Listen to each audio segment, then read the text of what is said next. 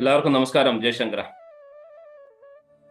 സദാശിവസമാരംഭം ശങ്കരാചാര്യമധ്യമാം അസ്മദാചാര്യപര്യന്താം വന്ദേ ഗുരുപരമ്പരാം.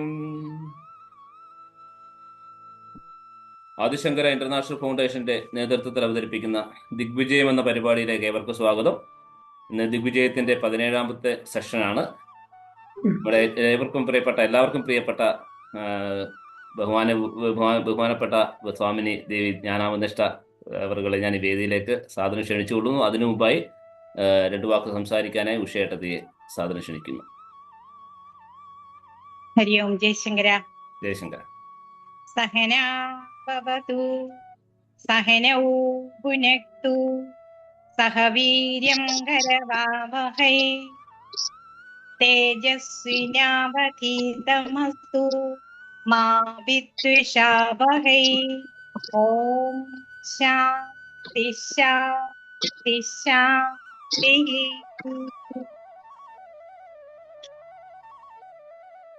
ശ്രുതിസ്മൃതിപുരാണാനാം ആലയം കരുണാലയം നമാമി ഭഗവത്പാദ ശങ്കരം ലോകശങ്കരം.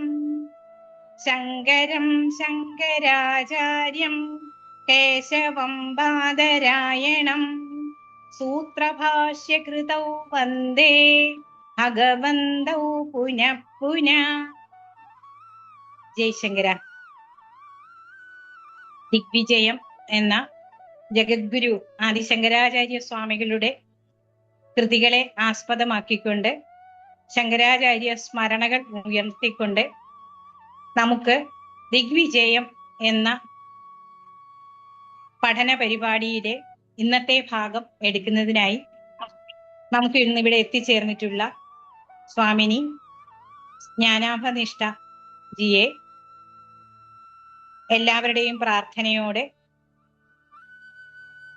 സാദരം ക്ഷണിച്ചുകൊള്ളു. ജയശങ്കര.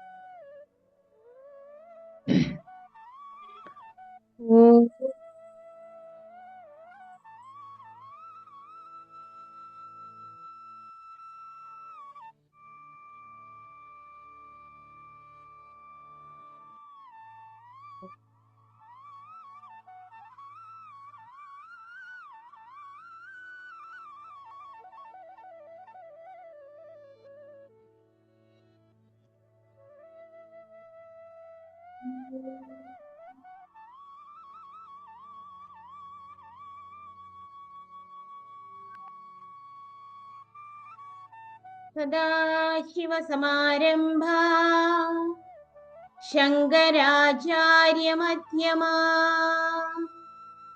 അസ്മദാചാര്യപര്യന്താ വന്ദേ ഗുരുപരമ്പരാ. ശ്രുതിസ്മൃതിപുരാണാനാം ആലയം കരുണാലയം നമാമി ഭഗവത്പാദം ശങ്കരം ലോകശങ്കരം. ശങ്കരം ശങ്കരാചാര്യം കേശവം ബാദരായണം സൂത്രഭാഷ്യകൃതൗ വന്ദേ ഭഗവന്തൗ പുനഃ പുനഃ. വേദസാരജ്ഞസമ്പൂർണം സാക്ഷാത് ബ്രഹ്മസ്വരൂപിണം ശാന്താനന്ദഗുരും വന്ദേ സന്തതം പരമേശ്വരം. ശാന്താനന്ദഗുരും വന്ദേ സന്തതം പരമേശ്വരം.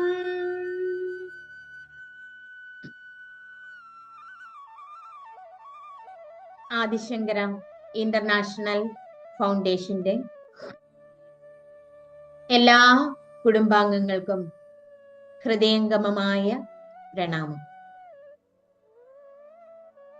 ആദി ശങ്കര ഭഗവത് പാദരുടെ അനുഗ്രഹ കടാക്ഷത്താൽ പുണ്യാത്മാക്കളായ ഏവരും ആ പരമമായ സത്യത്തെ ശ്രവണം ചെയ്തുകൊണ്ടിരിക്കുകയാണ്.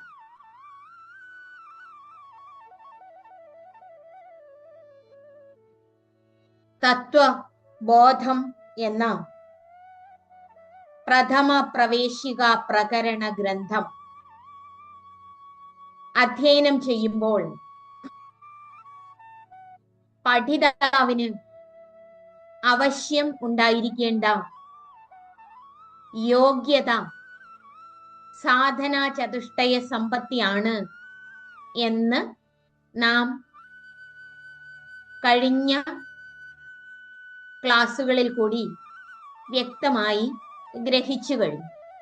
അതായത് തത്വബോധത്തിന്റെ ഒന്നാമത്തെ പ്രകരണം സാധനാ ചതുഷ്ടയവും രണ്ടാമത്തെ പ്രകരണം ആ തത്വ വിവേകവും ആണ്. അതില് തത്വവിവേകത്തില് നാം വ്യക്തമായി കണ്ടത് അനാത്മാവെന്ത് ആത്മാവെന്ത്. വളരെ സ്നേഹത്തോടു കൂടി ഒരു ഹൃദയ സംവാദം നടത്തിക്കൊണ്ടിരിക്കുന്ന നാം സ്വയം തന്നോട് തന്നെ ചോദിക്കണം, താൻ ഇത്തരം ക്ലാസ്സുകളും ആധ്യാത്മിക പ്രഭാഷണങ്ങളും ഒക്കെ എത്ര കാലമായി കേട്ടുകൊണ്ടിരിക്കുന്നു? ഭഗവത്ഗീതയും ഉപനിഷത്തുകളും ശ്രീശങ്കര ഭഗവത് പാദരുടെ കൃതികളും ബ്രഹ്മസൂത്രവും ഒക്കെ വളരെ കാലങ്ങളായി കേട്ടുകൊണ്ടിരിക്കുന്ന തനിക്ക് എത്രമാത്രം ആന്തരിക പരിവർത്തനം സാധ്യമായിട്ടുണ്ട്? ഈ കൃതികളുടെ എല്ലാം പഠനം, മനനം, സ്വാധ്യായം ഒക്കെ എന്താണ് ലക്ഷ്യമാക്കുന്നത്? അഹന്തയുടെ നിരാസമാണോ?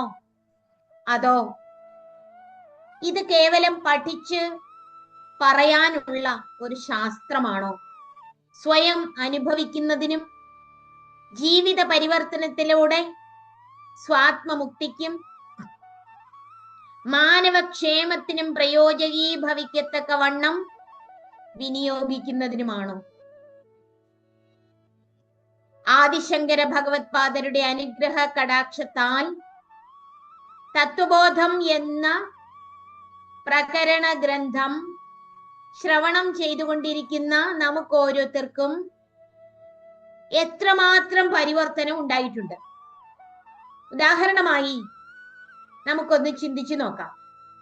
ആത്മാ കഹ, ആത്മാവ് എന്താണ് എന്ന ചോദ്യത്തിന് ആചാര്യൻ മറുപടി പറയുകയാണ്, സ്ഥൂല സൂക്ഷ്മ കാരണ ശരീരാത് വ്യതിരിക്ത പഞ്ചകോശ അതീത സൻ അവസ്ഥാത്രയ സാക്ഷി സച്ചിദാനന്ദ സ്വരൂപ സൻ യഃ തിഷ്ഠതി സ ആത്മാ. അതായത് നമ്മൾ വളരെ കൃത്യമായിട്ട് വിശകലനം ചെയ്ത ഒരു വസ്തുതയാണ് ശരീരത്രയം. അതായത് സ്ഥൂല സൂക്ഷ്മ കാരണ ശരീരവും പഞ്ചകോശങ്ങളും ആത്മാവല്ല, അതായത് ഞാൻ അല്ല. നമുക്കിത് അനുഭവത്തിൽ വരുന്നുണ്ടോ? ഈ സ്ഥൂല ശരീരം ഞാനാണെന്ന് വിചാരിച്ചുകൊണ്ടാണോ കേൾക്കുക, കാണുക, രുചിക്കുക, മണക്കുക ആദിയായ അനുഭവങ്ങളിലും മറ്റ് ഭൗതിക വ്യവഹാരങ്ങളിലും തുടർന്നുകൊണ്ടിരിക്കുന്നത്? തന്റെ മാനസിക വൈകാരിക പ്രക്ഷുബ്ധതകൾക്ക് ഇതിന്റെ പഠന മനനങ്ങളാൽ ശ്രവണ നിധിധ്യാസനങ്ങളാൽ മാറ്റം സംഭവിച്ചിട്ടുണ്ടോ? ഇല്ലെങ്കിൽ ഇനിയും എങ്ങനെ മാറ്റം വരുത്താം? ഇതാണ് നമ്മളുടെ ഇന്നത്തെ പ്രത്യേക ശ്രദ്ധയോട് കൂടിയ വിശകലനം. നമ്മൾ പറഞ്ഞു 5 കോശങ്ങളാണുള്ളത്. കോശം എന്ന പദത്തിന്റെ അർത്ഥം എന്താണ്? ആവരണം. ആത്മാവിനെ മറച്ചിരിക്കുന്നത് ആണ് പഞ്ചകോശങ്ങൾ, 5 ആവരണങ്ങൾ. ഈ 5 ആവരണങ്ങൾ അന്നമയ കോശം, മനോമയ, പ്രാണമയ, മനോമയ, വിജ്ഞാനമയ കോശം, ആനന്ദമയ കോശം. അല്ലെ? അന്നമയ കോശം, പ്രാണമയ, മനോമയ, വിജ്ഞാനമയ കോശം, ആനന്ദമയ കോശം. ഈ 5 കോശം. 5 കോശങ്ങളില് ഒന്നാമത്തേത് അന്നമയ കോശം. അന്നമയ കഹ. അന്നമയം എന്ന് പറയുന്നത് എന്താണ്? അന്നമയ കോശം എന്ന് പറയുന്നത് സ്ഥൂല ശരീരമാണ്. സ്ഥൂല ശരീരം എന്ന് പറഞ്ഞാൽ അന്നരസേന ഏവ ഭൂത്വാ, അന്നരസേനൈവ ഭൂത്വാ, അന്നരസേനൈവ വൃദ്ധിം പ്രാപ്യ. അന്നരസത്തിൽ നിന്ന് തന്നെ, അന്നരസേന ഏവ ഭൂത്വാ, അന്നരസത്തിൽ നിന്ന് തന്നെ ഉണ്ടായി. മാതാപിതാക്കളുടെ അന്നത്തിൽ നിന്നുമാണ് ഒരു ഭ്രൂണമുണ്ടായി. ആ ഭ്രൂണം അമ്മയുടെ അന്നത്തിൽ നിന്നും വൃദ്ധിയെ പ്രാപിച്ച്, അല്ലെ, കുഞ്ഞ് ജനിച്ചതിന് ശേഷം വീണ്ടും ഒരു അന്നപ്രാശന കർമ്മം നടത്തി കഴിക്കുന്നതിനനുസരിച്ച് സ്ഥൂലിച്ച്, അതായത് തടിച്ചും കൊഴുത്തും ഒക്കെ ഉണ്ടാകുന്ന ഈ ശരീരം എന്ന് പറയുന്നത് അന്നരസേന ഏവ വൃദ്ധിം പ്രാപ്യ. പിന്നെയോ അന്നരൂപ പൃഥിവ്യാം യത് വിലീയതേ. അന്നരൂപമായിരിക്കുന്ന ഭൂമിയിൽ യാതൊന്നാണോ വിലയം പ്രാപിക്കുന്നത്, തത് അന്നമയ കോശ, സ്ഥൂല ശരീരം. അപ്പൊ ഈ അന്നമയ കോശം എന്ന് പറയുന്നത് ഈ സ്ഥൂല ശരീരമാണ്. നമ്മൾ എന്താണ് മനസ്സിലാക്കേണ്ടത്? കോശപഞ്ചകം ആത്മാ ന ഭവതി. ഈ പഞ്ചകോശങ്ങളും ആത്മാവല്ല, ആവരണമാണ്. അത് ഞാനാണെന്ന് വിചാരിക്കുന്നത് കൊണ്ടാണ് തനിക്ക് ഇത് ബോധ്യപ്പെടാം. അപ്പൊ നമ്മളൊന്ന് ആലോചിച്ച് നോക്കുക. നമ്മളുടെ കുട്ടി കാലത്തെ ഒരു ഫോട്ടോ കാണുന്നു. നമ്മൾ എന്ത് പറയും? ഇത് ഞാനാണ്. ഇപ്പൊ കണ്ടാലും എന്ത് പറയും? ഇത് ഞാനാണ്. വീഡിയോ കണ്ടാൽ എന്ത് പറയും? ഇത് ഞാനാണ്. അല്ലെ? അപ്പോ നമ്മൾ ശരീരബോധത്തിൽ എത്രമാത്രം ബദ്ധരായിരിക്കുന്നു എന്ന് ശ്രദ്ധിക്കണം. അപ്പോൾ ആത്മാവ് നമുക്കുണ്ടോ? ഇല്ല, ഇല്ല. ശരീരം ഞാനാണ് എന്ന് ധരിക്കുന്നവൻ ഒരിക്കലും ആത്മാവ് ഞാനാണ് എന്ന അനുഭവത്തിൽ എത്തുകയേയില്ല. അതുകൊണ്ടാണ് അനുപമമായ കാരുണ്യത്തോടുകൂടി ആചാര്യ ഭഗവത്പാദർ, ശ്രീശങ്കര ഭഗവത്പാദർ നമ്മോട് ഉദ്ബോധിപ്പിക്കുകയാണ്, കുഞ്ഞേ, ഈ അന്നത്തിൽ നിന്നുണ്ടായി അന്നത്താൽ വൃത്തിയെ പ്രാപിച്ച് അന്നത്തോടുകൂടി നിലനിന്ന് അന്നരൂപമായ പൃഥിവിയിലേക്ക് ലയിക്കുന്നത് സ്ഥൂല ശരീരമാണ്. ആ സ്ഥൂല ശരീരം നീ അല്ല, അത് നീ അല്ല. അതുകൊണ്ടാണ് സ്ഥൂല ശരീരത്തിന്റെ ഡെഫിനിഷൻ, നിർവചനം എങ്ങനെയാണ് ആചാര്യൻ നമുക്ക് മുന്നേ തന്നെ പറഞ്ഞു തന്നിട്ടുണ്ട്. പഞ്ചീകൃത പഞ്ചമഹാഭൂതൈകൃതം സത്കർമ്മജന്യം സുഖ ദുഃഖാദി ഭോഗായതനം ശരീരം അസ്തി ജായതേ വർദ്ധതേ വിപരിണമതേ അപക്ഷീയതേ വിനശ്യതി ഷഡ്വികാരവത് ഏതത് സ്ഥൂലശരീരം. അല്ലേ? ജനിച്ച് ഉണ്ടായിരുന്നു, അത് ജനിച്ചു, അത് വർദ്ധിക്കുന്നു, അത് പരിണമിക്കുന്നു, അത് ക്ഷയിക്കുന്നു, അത് നശിക്കുന്നു. അതെന്താണ്? അതാണ് സ്ഥൂല ശരീരം. ഈ സ്ഥൂല ശരീരത്തെ ചേഷ്ടിപ്പിക്കുന്നത് സൂക്ഷ്മ ശരീരം. ഈ സ്ഥൂല ശരീരത്തെ ഒന്നുകൂടെ നമ്മളൊന്ന് ശ്രദ്ധിച്ചു നോക്കിയാല് എങ്ങനെയാണ് ഈ പൃഥിവി അന്നരൂപത്തിൽ നിലനിൽക്കുന്നത് എന്ന് വേദം പറയുന്നുണ്ട്. ആകാശാത് വായു, വായോരഗ്നി, അഗ്നേരാപഹ, അദ്യ പൃഥ്വി, പൃഥിവ്യാമോഷധയ, ഓഷധേഭ്യോ അന്നം, അന്നാത് പുരുഷ.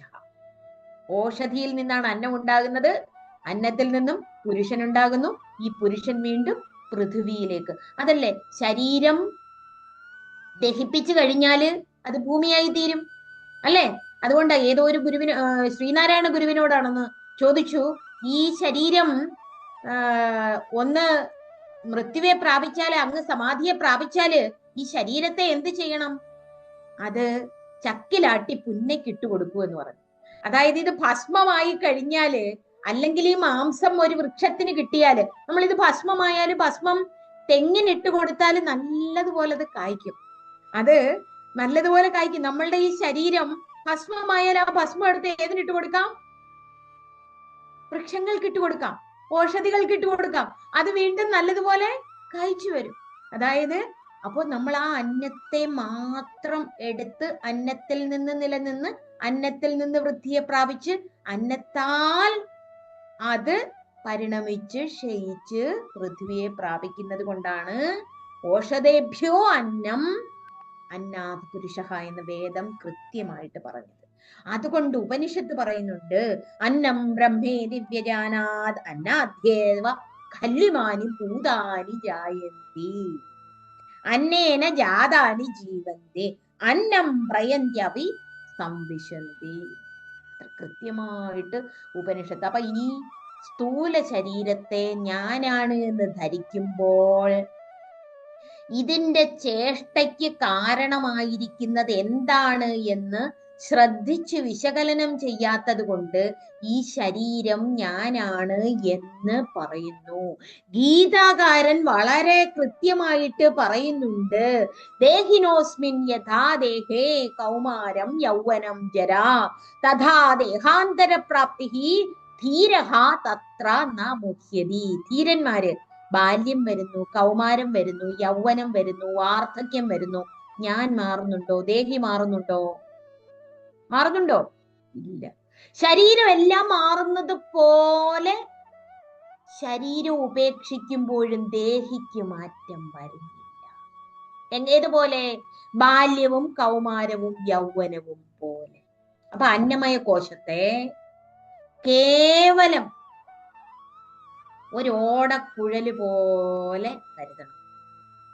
നമ്മളുടെ ശരീരം ഒരു ഓടക്കുഴലാണ്. എന്റെ ഗുരുനാഥൻ ബ്രഹ്മശ്രീ ശാന്താനന്ദഗിരി സ്വാമി ഒരു ഭജന സൂനങ്ങളിലെ ഒരു കീർത്തനം ഇങ്ങനെയാണ് എഴുതിയിരിക്കുന്നത്. വീണ എന്നുടെ ദേഹം, വീണ എന്നുടെ ദേഹം, ദേഹമാം വീണയെ മീട്ടുന്നൊരജ്ഞാത ദേഹിയൻ ജീവിത രാഗം. വീണ എന്നുടെ ദേഹം, അത് നല്ല ഗംഭീരമായ ഒരു ഭജനയാണ്. അതായത് വീണയെ ദേഹമായിട്ടാണ് കൽപ്പിക്കുന്നത്. വീണ ഒരിക്കലും പറയില്ല ഞാൻ പാടിയെന്ന്. വീണ തനിയെ പാടുമോ? വീണയെ മീട്ടുന്ന ഒരാൾ അതിന്റെ പിന്നിലുള്ളത് കൊണ്ടാണ് വീണ മീട്ടുന്നത്. അതുപോലെ വീണയിൽ നിന്നും സംഗീത രസധ്വനി ഉയരുന്നത്.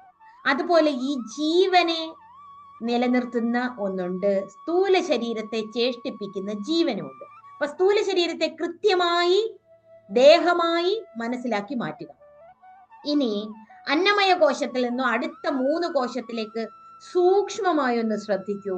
പ്രാണമയ കോശം, മനോമയ കോശം, വിജ്ഞാനമയ കോശം. ഏതൊക്കെയാണ്? പ്രാണമയ കോശം, മനോമയ കോശം, വിജ്ഞാനമയ കോശം. ഈ 3 കോശങ്ങളും ചേരുന്നത് സൂക്ഷ്മ ശരീരം. ഈ 3 കോശങ്ങളും ചേരുന്നത് സൂക്ഷ്മ ശരീരമാണ്. അതില് പ്രാണാദ്യ പഞ്ചവായവ വാഗാദിന്ദ്രിയ പഞ്ചകം. അപ്പൊ വാക്ക് തുടങ്ങിയ 5 ഇന്ദ്രിയങ്ങളും പഞ്ചപ്രാണങ്ങളും ചേരുന്നതാണ് പ്രാണമയ കോശം. നമ്മൾ കൃത്യമായിട്ട് കഴിഞ്ഞ ക്ലാസ്സിൽ വ്യക്തമായി ധരിച്ചതാണ്, അതുകൊണ്ട് അതിലേക്ക് കൂടുതൽ കടക്കുന്നില്ല. അപ്പൊ 5 പ്രാണങ്ങളും 5 കർമ്മേന്ദ്രിയങ്ങളും ചേരുന്നത് പ്രാണമയ കോശം. മനോമയ കോശം എന്ന് പറഞ്ഞാല് മനശ്ച ജ്ഞാനേന്ദ്രിയ പഞ്ചകം മിലിത്വ, മനശ്ച ജ്ഞാനേന്ദ്രിയ പഞ്ചകം മിലിത്വ യോ ഭവതി സ മനോമയ കോശഃ. മനോമയ കോശം എന്ന് പറയുന്നത് ജ്ഞാനേന്ദ്രിയങ്ങളും മനസ്സും ചേർന്നതാണ് മനോമയ കോശം. എന്നാൽ വിജ്ഞാനമയ കോശമോ ബുദ്ധി ജ്ഞാനേന്ദ്രിയ പഞ്ചകം മിലിത്വ യോ ഭവതി സ വിജ്ഞാനമയ കോശം. ബുദ്ധിയും ജ്ഞാനേന്ദ്രിയങ്ങളും ചേർന്ന്, അപ്പോൾ കർമ്മേന്ദ്രിയങ്ങളും പ്രാണങ്ങളും ചേർന്നത് പ്രാണമയ കോശം, ജ്ഞാനേന്ദ്രിയവും മനസ്സും ചേർന്നത് മനോമയ കോശം, ജ്ഞാനേന്ദ്രിയങ്ങളും ബുദ്ധിയും ചേർന്നത് വിജ്ഞാനമയ കോശം. ഇതിന്റെ പ്രവർത്തനങ്ങളൊക്കെ കഴിഞ്ഞ ക്ലാസ്സിൽ വിശദീകരിച്ചത് കൊണ്ട് അതിലേക്ക് കിടക്കുന്നില്ല. ഇത് ഇത്രയുമാണ് സൂക്ഷ്മ ശരീരം. അപ്പൊ ഈ സൂക്ഷ്മ ശരീരം എങ്ങനെ നമ്മളുടെ ദേഹത്തിൽ കൂടി പ്രവർത്തിപ്പിച്ച് നാം അടിമയായി ജീവിക്കുന്നു എന്നാ തിരിച്ചറിയുന്നത്. നമ്മൾ ഇതൊക്കെ നമ്മളാണെന്നാ വിചാരിക്കുന്നത്. ഫോട്ടോ കാണുമ്പോൾ ഞാനാണെന്ന് വിചാരിക്കുന്നത് പോലെ ഞാൻ സുഖിയാണ്, ഞാൻ ദുഃഖിയാണ്, എനിക്ക് ഭയമുണ്ട്, എനിക്ക് ഉത്കണ്ഠയുണ്ട്, എനിക്കിങ്ങനെ പലതരത്തിലുള്ള വികാരങ്ങളുണ്ട്. ഞാൻ ഓരോ പ്രാവശ്യവും ഓരോ തരത്തിലുള്ള ടെൻഷനും സ്ട്രെസ്സിനും ഒക്കെ അടിപ്പെട്ടു പോകുന്നു. ഞാൻ അങ്ങനെയാണ് എന്ന് ചിന്തിക്കുന്നതിന്റെ കാരണം എന്ത് എന്ന് കണ്ടെത്തി അതിനെ നമുക്ക് ഒഴിവാക്കേണ്ടതായിട്ടുണ്ട്. എങ്ങനെയാണ് നാം ഈ സൂക്ഷ്മ ശരീരത്തിന് അടിമപ്പെട്ടിരിക്കുന്നത്? നമ്മൾ അതിൽ ബദ്ധരായിട്ടിരിക്കുകയാണ്, സംഘബദ്ധരായിട്ടിരിക്കുകയാണ്. എന്ത് പറഞ്ഞാലും ഞാൻ സുഖിയാണ്, എനിക്ക് വല്ലാത്ത ദുഃഖം എന്ന് പറയുമ്പോഴും അത് ഞാൻ ദുഃഖി, ഞാൻ ഉത്കണ്ഠവാൻ, ഞാൻ ഭയചകിതൻ എന്നുള്ള അർത്ഥത്തിലാണ് പറയുന്നത്. ഞാൻ ശരീരമാണ്, അല്ലേ? അപ്പൊ അത് എങ്ങനെയാണ് തന്നിൽ ഈ ഓരോ വികാരങ്ങളും ഉണ്ടാകുന്നത് എന്ന് സസൂക്ഷ്മം ഒന്ന് ശ്രദ്ധിച്ചു നോക്കൂ. നമ്മളുടെ കഴിഞ്ഞുപോയ അനുഭവങ്ങളുടെ സ്മരണയ്ക്കനുസരിച്ച് അതില് ബദ്ധരായി നമ്മളുടെ ഉപബോധ മനസ്സും അബോധവും ചേർന്ന് എങ്ങനെ നമ്മളുടെ മുമ്പിലേക്ക് ഒരു പ്രത്യേക സന്ദർഭത്തെ അയച്ചു തരുന്നുവോ അതിനടിപ്പെട്ട് നാം അതാണ് എന്ന് വിചാരിക്കുകയാണ് ചെയ്യുന്നത്. കാരണം കഴിഞ്ഞ ഒരു ജീവിത അനുഭവം തനിക്കുണ്ടായിട്ടുണ്ട് എങ്കിൽ താൻ ഇങ്ങനെയാണ് എന്ന് താൻ ഉറപ്പിച്ച് വിശ്വസിക്കുക. ഒരു ഉദാഹരണത്തിന് ചിന്തിച്ചാൽ, ഞാൻ പല പ്രാവശ്യം നമ്മളിത് ചർച്ച ചെയ്തിട്ടുള്ളതാണ്, ഞാൻ ക്ഷീണിതനാണ് എന്ന് ചിന്തിക്കുന്ന വേളയിൽ തനിക്ക് ക്ഷീണമാണ്, അല്ലേ? ആണോ അല്ലയോ? ആണ്. എങ്കിൽ താൻ ഊർജ്ജസ്വലനാണ്, താൻ ശക്തനാണ് എന്ന് ചിന്തിക്കുമ്പോൾ അതിനനുസരിച്ച് മാറ്റാൻ പ്രാപ്തി ഏതിനുണ്ട് എന്ന് മനസ്സിലായി? ചിന്തയ്ക്കുണ്ട്. ഇന്ന് മെഡിക്കൽ ഫീൽഡ് ഏറ്റവും കൂടുതൽ പഠനം നടത്തിക്കൊണ്ടിരിക്കുന്ന ഒരു ഫീൽഡാണ് സൈക്കോസൊമാറ്റിക് ഡിസീസസ്. രോഗങ്ങളും വികാര വിചാരങ്ങളും ഒരു വ്യക്തിയെ എങ്ങനെ അടിപ്പെടുത്തി ദേഹബദ്ധനായി മുന്നോട്ട് കൊണ്ടുപോകുന്നു, ഡിപ്രഷൻ തുടങ്ങിയ മാനസിക രോഗങ്ങൾക്ക് അടിമയാക്കുന്നു എന്നുള്ളത് വലിയ പഠനങ്ങൾക്ക് വിധേയമാക്കി. അതായത് നമ്മളുടെ കഴിഞ്ഞകാല ജീവിതത്തെ കേന്ദ്രീകരിച്ച നമ്മളിപ്പോ ജീവിച്ചുകൊണ്ടിരിക്കുന്നത്. നമുക്ക് ഒരു തരത്തിലും അതിൽ നിന്നും മോചനം നേടാൻ കഴിയുന്നില്ല. നമ്മൾ പറയുന്നു, എന്റെ സ്വഭാവം ഇങ്ങനെയാണ്, ഇതെന്റെ ശീലമാണ്, ഇതെനിക്ക് മാറ്റാൻ പറ്റില്ല. പിന്നെ നമ്മൾ എന്തിനാ ഈ അന്നമയ കോശം ഞാനല്ല എന്ന് പഠിക്കുന്നത്, സൂക്ഷ്മ ശരീരം ഞാനല്ല എന്ന് ഗ്രഹിക്കുന്നത്? നാം ഇത് അഭ്യസിച്ചില്ല എങ്കിൽ നമുക്കിത് കേൾക്കുന്നത് കൊണ്ട് കാര്യമായ പ്രയോജനം ഉണ്ടാകില്ല. അതുകൊണ്ട് ആ സാധനാ ചതുഷ്ടയ സമ്പന്നനായി ജീവിക്കണം എന്ന് നമ്മളോട് ആചാര്യന്മാർ നിഷ്കർഷിച്ചിരിക്കുന്നു. ശമം, ദമം, ഉപരതി, ശ്രദ്ധ, തിതിക്ഷ, സമാധാനം എന്നൊക്കെയല്ലേ ശമാധി ഷഡ്ക സമ്പത്തി പറഞ്ഞത്. നമുക്ക് ശമത്തിൽ ഏത് ശമമുണ്ടോ? മനസ്സിന്റെ അടക്കമുണ്ടോ? ഇന്ദ്രിയങ്ങളുടെ അടക്കമുണ്ടോ? തിതിക്ഷ, സഹനം, സർവദുഃഖാനാം അപ്രതീകാരപൂർവകം, ചിന്താ വിലാപരഹിതം, ഇത് നമ്മൾ അഭ്യസിക്കുന്നുണ്ടോ? ഇല്ല. അപ്പൊ നമ്മൾ അഭ്യസിക്കാതെ ഇത് പഠിച്ചിട്ടൊന്നും പ്രയോജനം. ഇപ്പൊ ഉദാഹരണമായി, ഞാൻ കഴിവില്ലാത്തവനാണ്, ക്ഷീണിതനാണ്, എനിക്ക് രാവിലെ എഴുന്നേക്കാൻ കഴിയില്ല, എന്റെ ശീലം ഇങ്ങനെയാണ്, രാത്രിയിൽ നേരത്തെ കിടക്കാൻ പറ്റില്ല, എനിക്കൊരു വീക്ക്നെസ് ആണ്. ഇന്നത്തെ കാലത്ത് എല്ലാവർക്കും ഉള്ള വീക്ക്നെസ് ആണത്. മൊബൈൽ അഡിക്ഷൻ വരിക, അതിൽ വേണ്ടാത്ത റീൽസ് കണ്ടുകൊണ്ടിരിക്കുക. ഇതൊക്കെ നമ്മളെ പഠിപ്പിച്ച് നാം അതിന് അടിമയായി തീർന്നത് നമ്മളുടെ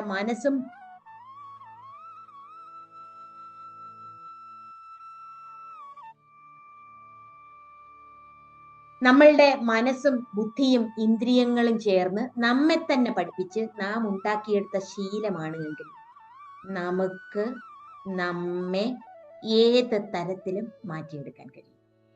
ഇത് സ്വയം വിശ്വസിക്കണം. കാരണം എന്തെന്ന് ചോദിച്ചാല്, നാം എങ്ങനെയാണ് ഏകാന്തത്തിലിരുന്ന് നമ്മളുടെ വർത്തമാന കാലത്തിലുള്ള ശീലബദ്ധമായിരിക്കുന്ന മനസ്സിനെ സൂക്ഷ്മമായി നോക്കിക്കാണേണ്ടത് എന്ന് ശ്രദ്ധിക്കണം. ഈ സ്ഥൂല ശരീരം ഞാനല്ല എന്ന് തിരിച്ചറിഞ്ഞ് സ്ഥൂല ശരീരമാകുന്ന ആ ഓടക്കുഴലിനെ അഥവാ ആ വീണയെ മാറ്റിയിട്ട് സൂക്ഷ്മ ശരീരത്തെ കേന്ദ്രീകരിച്ച് ഒരു ചിന്ത കൊണ്ടുവന്നിട്ട്, ഞാൻ ഊർജ്ജസ്വലനാണ്, ഞാൻ തൃപ്തനാണ്, പൂർണ്ണ തൃപ്തനാണ്, ഞാൻ ക്ഷമാസ്വരൂപമാണ്, ഞാൻ അനന്തമായ ഊർജത്തിന്റെ നികേതമാണ്, സ്നേഹത്തിന്റെ അഭൗമമായ കാന്തിയാണ്. ഇങ്ങനെ ഏത് ശ്രദ്ധയാണോ തൻ്റെ ഉപബോധ മനസ്സിലേക്ക് ഇടേണ്ടത്, താൻ ആരോഗ്യവാനാണ്, ഇങ്ങനെ ഏത് വേണമെങ്കിലും നമ്മളുടെ ഉള്ളിലേക്കിടണമെങ്കിൽ ശുദ്ധശൂന്യമായിരിക്കുന്ന ചിന്താരഹിതമായിരിക്കുന്ന വർത്തമാനത്തിന്റെ ശക്തി സംഭൃതമായ അന്തരംഗത്തിലേക്ക് ശ്രദ്ധയെ വിടണം. നിങ്ങൾ ഏവരും വളരെ വളരെ സശ്രദ്ധം ശ്രവിക്കുന്നു എന്ന് കരുതിക്കൊള്ളട്ടെ. ശ്രദ്ധിക്കുന്നുണ്ടോ? ഉണ്ട്. അങ്ങനെയെങ്കിൽ അതായത് ഞാൻ വളരെ വികാരഭരിതമായിട്ടാണ് ഓരോന്നിനെയും നോക്കിക്കാണുന്നത്. ഇന്നു മുതൽ ഞാൻ വികാരഭരിതമാകില്ല. കാരണം വികാരം തനിക്കോ അന്യനോ പ്രയോജനമില്ല. ദുഃഖം തനിക്കോ അന്യനോ പ്രയോജനമില്ല. ഉത്കണ്ഠയോ ഭയമോ തനിക്കോ അന്യനോ പ്രയോജനമില്ല. ഉണ്ടോ? അത് താനാണോ? അല്ല. അങ്ങനെയെങ്കില് തന്നില് കേന്ദ്രീകൃതമായിരിക്കുന്ന ആദ്യന്തരഹിതമായിരിക്കുന്ന അനന്ത ശക്തി വൈഭവത്തെ, അതായത് തന്റെ സ്വരൂപം, അതുകൊണ്ടാണ് സാധനാ പഞ്ചകത്തിലെ ശ്രീശങ്കര ഭഗവത്പാദർ ആവർത്തിച്ച് നമ്മളോട് ഉദ്ബോധിപ്പിക്കുന്നത് വേദോ നിത്യം അധീയതാം തതുദിതം കർമ്മസു അനുഷ്ഠീയതാം. അല്ലേ? നമ്മളോട് പറയുക, നിത്യം വേദം അഭ്യസിക്കൂ, നിത്യവും അതിനനുസൃതമായി കർമ്മങ്ങളെ അനുഷ്ഠിക്കൂ. എന്നിട്ടോ ബ്രഹ്മാഹം അസ്മീതി വിഭാവയന്ത, അഹം ബ്രഹ്മ അസ്മി എന്ന് നിരന്തരം വിഭാവന ചെയ്തുകൊള്ളൂ. നമ്മൾ എന്താ ഭാവന ചെയ്യുന്നത്? എനിക്ക് ശക്തിയില്ല, ഞാൻ ക്ഷീണിതനാണ്, ഞാൻ ദുഃഖിതനാണ്. അപ്പൊ ഈ വികാരങ്ങളിൽ നിന്ന് മോചനം ലഭിക്കണമെങ്കിൽ അന്നമയ പ്രാണമയ മനോമയ വിജ്ഞാനമയ ആദി കോശങ്ങളിൽ നിന്ന് മോചനം ലഭിക്കണമെങ്കിൽ നമ്മളുടെ അന്തരംഗത്തെ എങ്ങനെ വിശുദ്ധീകരിച്ച് വിമലമാക്കി തീർക്കണം എന്ന് നമുക്ക് മനസ്സിലാക്കണം. അതുകൊണ്ടാണ് ആചാര്യൻ പറഞ്ഞത്, അർജുന നിസ്ത്രൈഗുണ്യോ ഭവ നിർദ്വന്ദ്വോ നിത്യസത്വസ്ഥഃ. നീ നിർദ്വന്ദ്വനായി നിത്യസത്വസ്ഥനായി ഭവിക്കുക. നിത്യമായ ആ ആയിരിക്കുന്ന നിന്റെ സ്വരൂപമായിരിക്കുന്ന വിമല പ്രകാശത്തിൽ നിന്റെ ബുദ്ധിയെ സ്ഥിതമാക്കുക. അവിടെ മറ്റവരങ്ങനെ, അവരിങ്ങനെ, ഇവരങ്ങനെ, അവരങ്ങനെ ചെയ്തു എന്ന് ആത്മാവ് പറയുന്നുണ്ടോ? ആത്മാവ് സർവ്വതിനും സാക്ഷിയാണ്. അവരെങ്ങനെ, ഇവരിങ്ങനെ, മറ്റവരങ്ങനെ, അവരിങ്ങനെ ചെയ്തു എന്നൊക്കെ പറയുന്ന നമ്മളുടെ മനസ്സും ബുദ്ധിയും ഇതുവരെ കേന്ദ്രീകരിച്ച് വെച്ചിരിക്കുന്ന, ഇതുവരെ സ്വാംശീകരിച്ച് വെച്ചിരിക്കുന്ന, ഇതുവരെ ശേഖരിച്ചു വെച്ചിരിക്കുന്ന ഒരു ദുർഗുണത്തിന്റെ അനാവശ്യമായ കർമ്മത്തിന്റെ ഫലമാണത്. ആ സഞ്ചിതമായിരിക്കുന്ന ഉപബോധ മനസ്സും അബോധവും. അപ്പൊ അതിനെ വിമലീകരിച്ച് നിത്യസത്വസ്ഥമാക്കി തീർക്കണമെങ്കിൽ നമ്മൾ എന്ത് ചെയ്യണം? അതിനെ നന്നായിട്ടൊന്ന് ക്ലെൻസ് ചെയ്യണം. എങ്ങനെ ശക്തി സംഭൃതമായിരിക്കുന്ന, സത്വസംഭൃതമായിരിക്കുന്ന, നിരാമയമായിരിക്കുന്ന ഊർജം തൻ്റെ മനസ്സിനെയും ബുദ്ധിയെയും ശരീരാദി സകല കോശങ്ങളെയും അങ്ങനെ ശുദ്ധീകരിച്ച് സുദൃഢമാക്കി ആ ആത്മധ്യാനത്തിന് പ്രാപ്തമാക്കി തീർക്കുന്നു എന്ന് ഏകാന്തത്തിലിരുന്ന് ചിന്തിക്കുന്നതിനും മനനം ചെയ്യുന്നതിനും ധ്യാനം ചെയ്യുന്നതിനും ഓരോരുത്തരും ശക്തിയുള്ളവരായി തീരണം. ആരെയും വിലയിരുത്തേണ്ട പ്രയോജനമില്ല.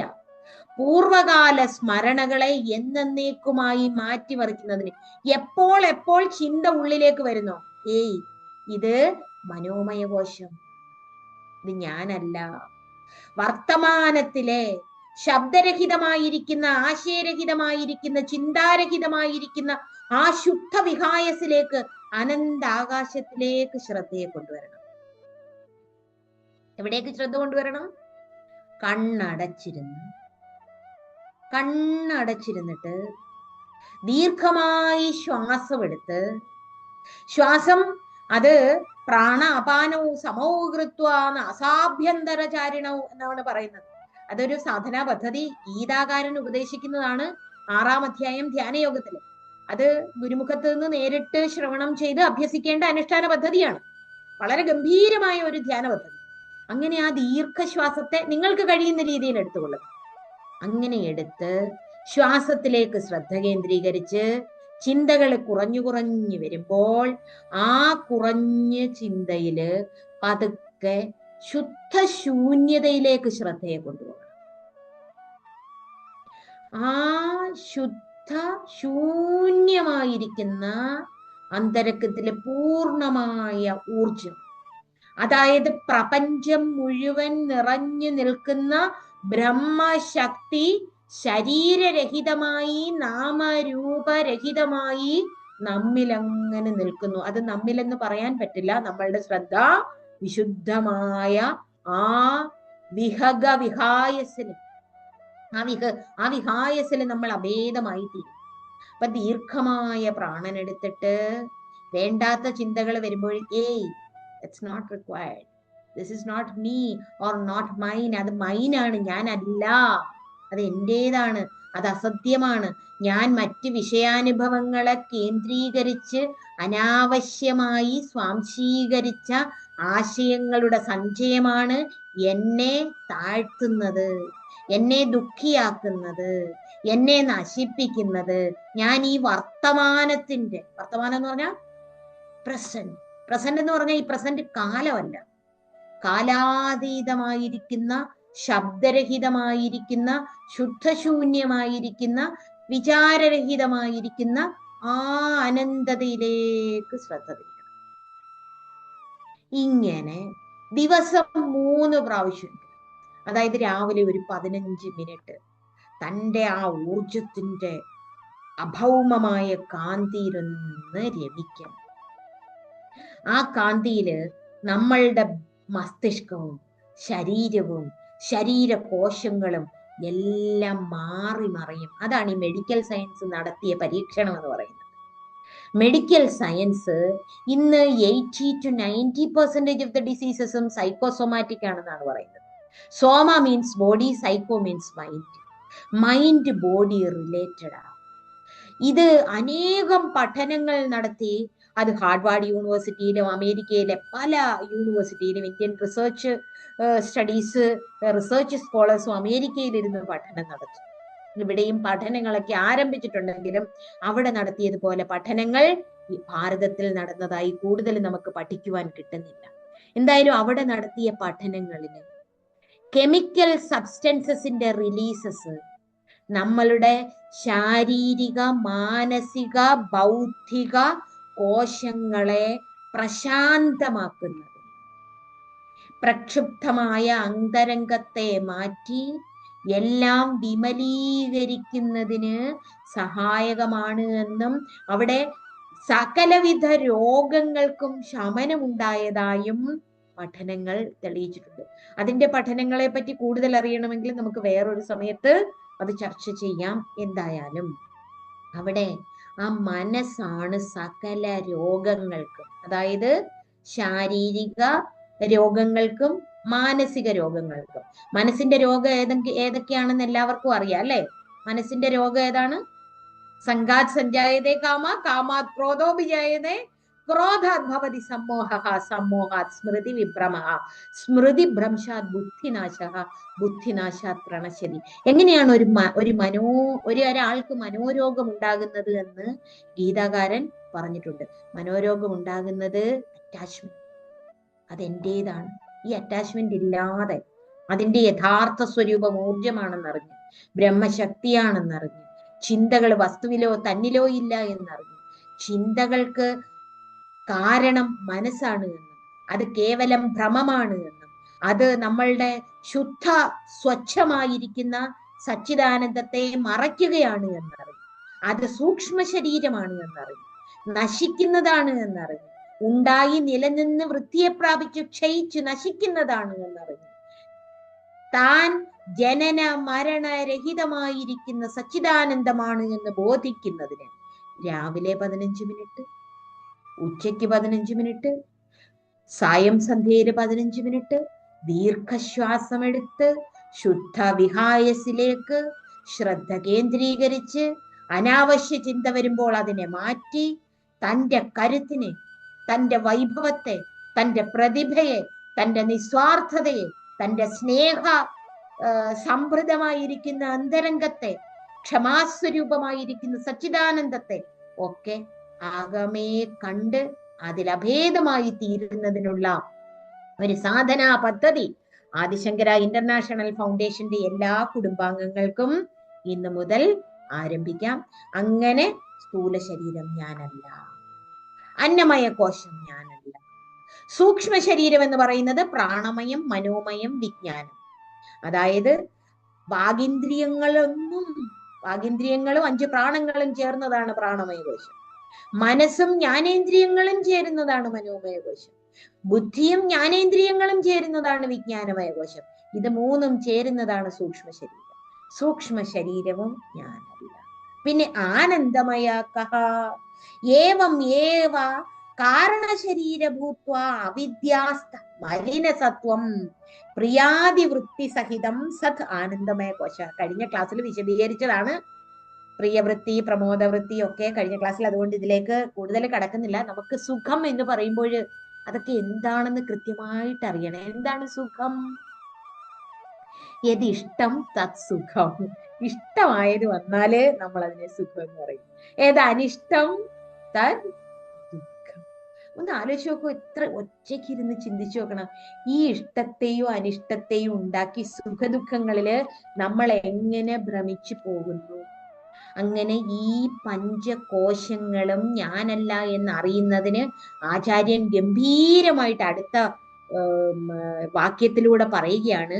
മദീയം ശരീരം, മദീയാ പ്രാണാഹ, മദീയം മനശ്ച, മദീയാ ബുദ്ധിഃ, മദീയം അജ്ഞാനം ഇതി സ്വേനൈവ ജായതേ ജ്ഞായതേ സ്വേനൈവ ജ്ഞായതേ തദ്യഥാ മദീയത്വേന ജ്ഞാതം കടകകുണ്ടലഗൃഹാദികം സ്വസ്മാത് ഭിന്നം തഥാ പഞ്ചകോശാദികം സ്വസ്മാത് ഭിന്നം മദീയത്വേന ജ്ഞാതം ആത്മാ ന ഭവതി.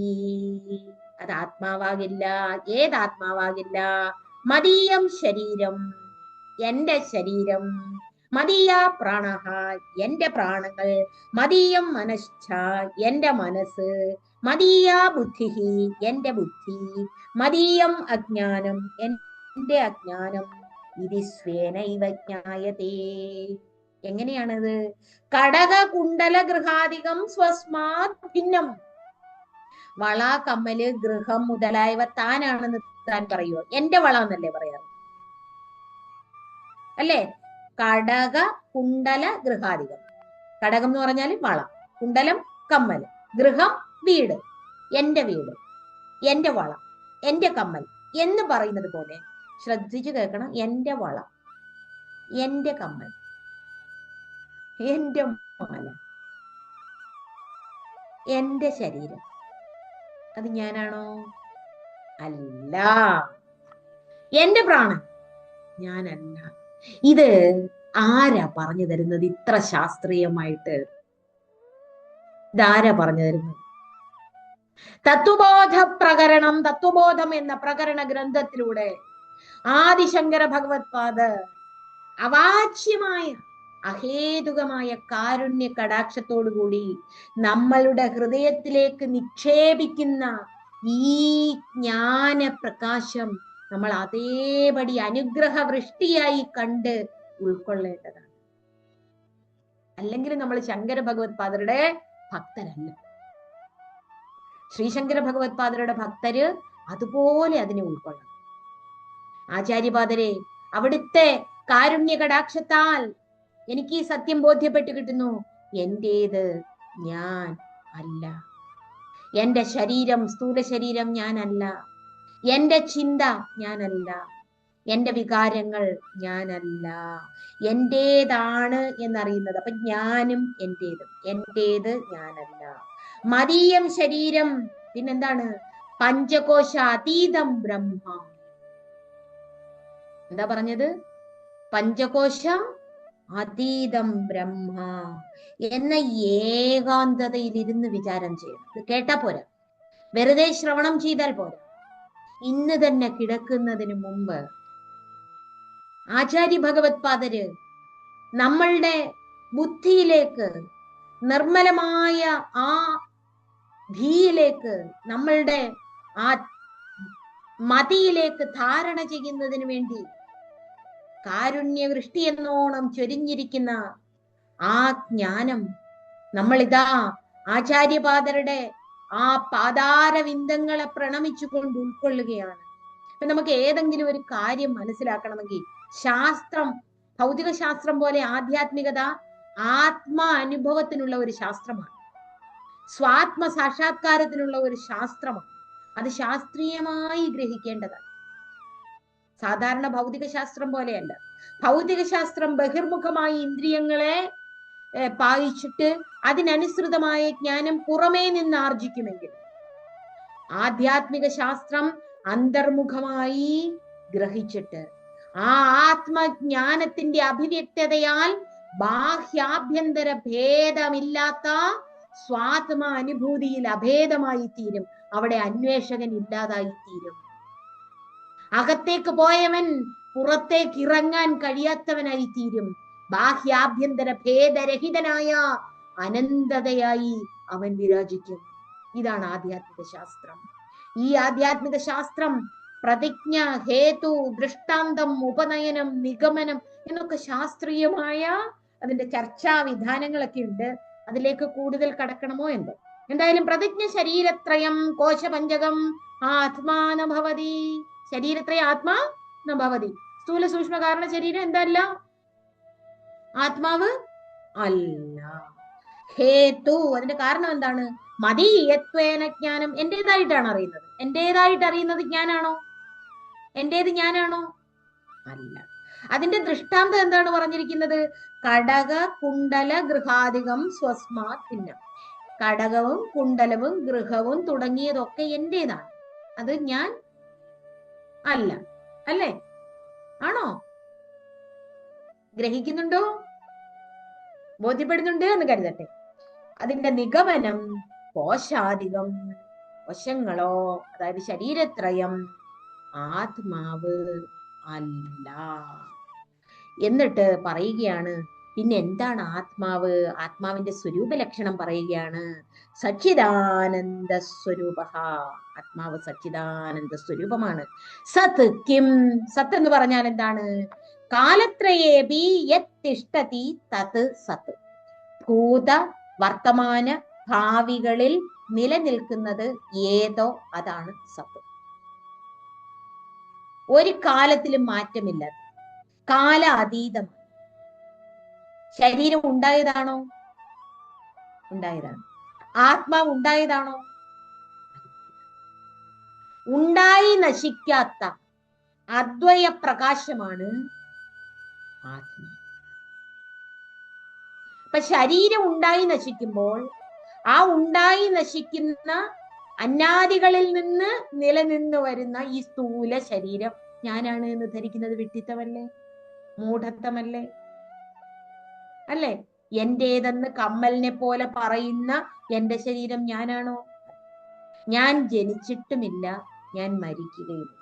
എന്നാൽ ദേഹോഹം ബുദ്ധി വന്നാൽ, ഞാൻ ദേഹമാണെന്നുള്ള ബുദ്ധി വന്നാൽ ഞാൻ ജനിക്കും, ഞാൻ വർദ്ധിക്കും, ഞാൻ പരിണമിക്കും, ഞാൻ ക്ഷയിക്കും, ഞാൻ നശിക്കും. എനിക്ക് മരണമുണ്ടോ? ഇല്ല. ശരീരമാണ് ആദ്യം ഉണ്ടായത്, ഞാനാണോ ആദ്യം? ശരീരമാണോ ആദ്യം ഉണ്ടായത്, ഞാനാണോ ആദ്യം? ശരീരം ഞാനിനെ അറിയുന്നു. ശരീരം ഞാനിനെ അറിയുന്നുണ്ടോ? ഇല്ല. അപ്പൊ ഞാനിനെ അറിഞ്ഞത് ആരാണ്? ഞാനാണ് ശരീരത്തെ അറിയുന്നത്, അല്ലെ? അപ്പൊ ശരീരം എങ്ങനെയാണ് ഈ ലോകത്തെ അറിയുന്നത്?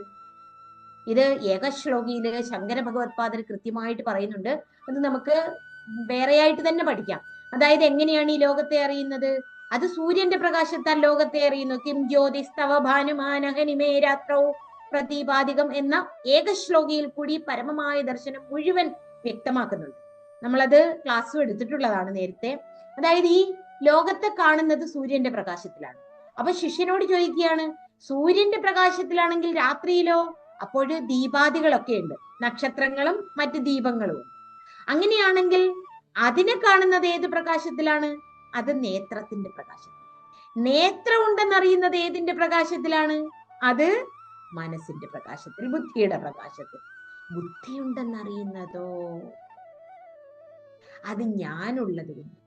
അപ്പൊ ഈ ഞാൻ നിലനിൽക്കുന്നതോ ആ ഞാൻ മാത്രമായിരിക്കുന്ന ബോധ പ്രകാശത്തില് പരമകം ജ്യോതി, പരമമായ പ്രകാശം കുഞ്ഞെ നീ തന്നെയാണ് എന്ന് പറയുന്നതാണ്. ആ പ്രകാശമില്ല എങ്കിൽ ബുദ്ധി പ്രകാശിക്കില്ല, ആ പ്രകാശമില്ല എങ്കിൽ മനസ്സ് പ്രകാശിക്കില്ല, ആ പ്രകാശമില്ല എങ്കിൽ ചക്ഷുസ് പ്രവർത്തിക്കില്ല, ആ പ്രകാശമില്ല എങ്കിൽ ലോകത്തെയോ സൂര്യനെയോ മറ്റ് പ്രകാശങ്ങളെയോ അറിയാൻ കഴിയും. അതുകൊണ്ട് പരമമായ ആ ആത്മപ്രകാശത്തിന്റെ വൈഭവത്താലാണ് ബുദ്ധിയും മനസ്സും ഇന്ദ്രിയങ്ങളും ശരീരവും ചേഷ്ടിക്കുന്നത്. അതുകൊണ്ട് ആ നിരുപാധികമായ ഉപാധിരഹിതമായ സച്ചിദാനന്ദമാണ് ബ്രഹ്മം. അഹം ബ്രഹ്മ അസ്മി. ഇത് ശബ്ദമല്ല, ബ്രഹ്മം എന്ന ശബ്ദമല്ല ബ്രഹ്മം, പിന്നെയോ ബ്രഹ്മം എന്ന ശബ്ദത്തിനും മുന്നേയുള്ളത്. അതുകൊണ്ട് സത് കിം എന്ന് ചോദിച്ചാല് ഉണ്മയാണ് സത്ത്. എല്ലാറ്റിന്റെയും കൂടെ ഉണ്ട് എന്നറിവ്. ഞാൻ ഉണ്ട് എന്ന അറിവില്ല എങ്കിൽ മറ്റെന്തെങ്കിലും ഉണ്ടോ? ഉണ്ടോ? ഉണ്ട് എന്ന ഉണ്മ സകല അറിവിനോടും ചേർന്നത്. എല്ലാ അറിവുകളോടും ഉണ്ട് എന്നുള്ള ഉണ്മ ചേർന്നത്. ഉദാഹരണമായി ഒരു വസ്തു ഉണ്ട്, കസേര ഉണ്ട് എന്നറിയുമ്പോഴും കസേര ഇല്ല എന്നറിയുമ്പോഴും എന്ത് ചേർന്ന് നിൽക്കുന്നു? ഉണ്മ ചേർന്ന് നിൽക്കുന്നു. കസേര ഉണ്ട്, ആരാണ് അതിനെ അറിയിക്കുന്നത്? ഞാൻ എന്ന ഉണ്മയുടെ സാന്നിധ്യത്തിൽ കസേര ഉണ്ട് എന്നറിയുമ്പോഴും ഇല്ലായ്മ ഉണ്ട്. എന്തുണ്ട്? കസേരയുടെ ഇല്ലായ്മ ഉണ്ട്. ഇച്ചിരി ഗഹനമായ ശാസ്ത്രമാണ്, ഏകാന്തത്തിൽ വിശകലനം ചെയ്യേണ്ടതാണ്. എന്തായാലും സത്ത് എന്ന് പറഞ്ഞാൽ ഉണ്മയാണ്, ചിത്ത് എന്ന് പറഞ്ഞാൽ ജ്ഞാനസ്വരൂപം. ആ ജ്ഞാനസ്വരൂപം എന്ന് പറഞ്ഞാല് അത് ജ്ഞാനപ്രകാശം. നമുക്കിപ്പം ആത്മീയ ശാസ്ത്രത്തില് ബോധമില്ലായ്മ എന്നൊന്നില്ല. ഭൗതിക ശാസ്ത്രത്തില്, മെഡിക്കൽ ശാസ്ത്രത്തില് അൺകോൺഷ്യസ്നെസ് എന്നൊക്കെ പറയും. അൺകോൺഷ്യസ്നെസ് അഥവാ അബോധാവസ്ഥ എന്ന് പറയുമ്പോൾ ഒന്നുമില്ലായ്മയെ പ്രകാശിപ്പിക്കുന്നു. ഒന്നുമില്ലായ്മയെ പ്രകാശിപ്പിക്കുന്ന, ഒന്നും അറിഞ്ഞില്ല എന്നറിയുന്ന ഒരു ബോധം അവിടെ ഉണ്ടായിരുന്നല്ലോ, അല്ലേ? അബോധാവസ്ഥയിൽ നിന്ന് വീണ്ടും ബോധാവസ്ഥയിലേക്ക് വരുമ്പോൾ ഞാൻ ഇത്രയും നേരം ഒന്നും അറിഞ്ഞില്ല എന്ന് അറിഞ്ഞതിനെ പ്രകാശിപ്പിച്ച ഒരു ബോധം അവിടെ ഉണ്ടായിരുന്നു. അതുകൊണ്ട് ആത്മീയതയിൽ ബോധമില്ലായ്മയില്ല, ബോധമുണ്ട്, അല്ലേ? ആ ബോധത്തെയാണ് ചിത് പ്രകാശം, ജ്ഞാനസ്വരൂപം എന്ന് പറയുന്നത്. അതുകൊണ്ടാണ് അതിനെ അവസ്ഥാത്രയ സാക്ഷി എന്ന് പറയുന്നത്. അപ്പൊ ആ സ്റ്റേറ്റ് ഓഫ് ബീയിങ്നെസ് സത്താണ് എങ്കിൽ ദ സ്റ്റേറ്റ് ഓഫ് നോയിങ്, ആ ല്യൂമിനസ് സ്റ്റേറ്റ്, ആ പ്രകാശാത്മകമായ അനുഭവ നില, സ്റ്റേറ്റ് എന്നും പറയാൻ പറ്റത്തില്ല, ആ അനുഭവ നിലയാണ് ചിത്ത്. അപ്പൊ അതെന്ന് പറയുന്നത് ഉണ്ടായി നശിക്കുന്നതല്ല. ഇപ്പൊ ഒരു പുഷ്പത്തിൽ വർണ്ണം, സുഗന്ധം എന്നൊക്കെ പറയുന്ന അതിന്റെ ഗുണഗണങ്ങളാണ്. അത് അതിന്റെ വർണ്ണം പുറത്തേക്ക് ഉച്ഛ്വസിച്ച് അത് ചിലപ്പോ അങ്ങ് ഫെയ്ഡ് ആകാം, പുഷ്പത്തിന്റെ വർണ്ണം. ഒരു പുഷ്പത്തിന്റെ സുഗന്ധം അതും വായുവിലേക്ക് ഉച്ഛ്വസിച്ചിട്ട് ഇല്ലാതാകും. പക്ഷെ ആത്മാവിൽ നിന്ന് സത്തും ചിത്തും അങ്ങനെ ഇല്ലാതാവത്തില്ല. അതൊരു ഗുണമല്ല, ആത്മാവിന്റെ ഗുണമല്ല സത്ത്, ചിത്ത്, ആനന്ദം എന്ന് പറയുന്നത്. ആത്മാവ് തന്നെയാണ് സച്ചിദാനന്ദം. ആനന്ദഃ കഃ, അത് നമ്മുടെ സ്വരൂപമാണ്. കാരണം എന്തുകൊണ്ടാണ്? നാം എല്ലാവരും ആനന്ദത്തിന് വേണ്ടി തീവ്രമായി ആഗ്രഹിക്കുന്നു. നമ്മുടെ സഹജമായ സ്വരൂപമാണ്. അതെങ്ങനെ നമുക്ക് അനുഭവിക്കാം?